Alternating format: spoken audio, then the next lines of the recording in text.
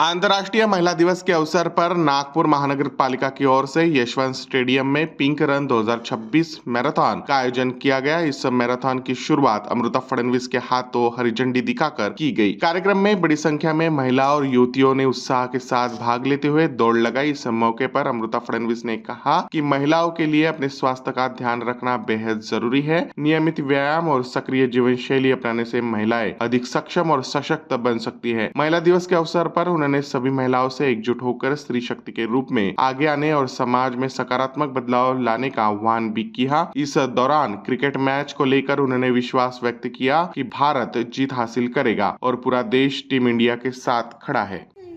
रखियो पला झूले लालन लाल मेरी पत रखियो पला झूले लालन होय सिंदड़ी दा की शाबाश कलंदर होय दमारम मस्त कलंदर अली दम दम अंदर दमारम मस्त कलंदर अली दा पहला नंबर ओ लाल मेरे ओ लाल मेरे। सर्वांना मी हे सांगेन की आज मी नागपूरला आलेली आहे। नीताताई ठाकरे मॅडमजींनी इथे खूप सुंदर पिंक रन ही ठेवलेली आहे। स्त्रियांच्या शक्तीसाठी काय जरुरी आहे, सशक्तीकरणासाठी काय जरुरी आहे की ते हेल्दी राहाव्यात आणि त्यासाठी अशा रन आणि रेग्युलरली स्त्रियांनी आपल्या हेल्थकडे लक्ष देणं हे जरुरी आहे आणि याची सुरुवात आज होती महिला दिनाच्या दिवशी। याचा आनंद आहे।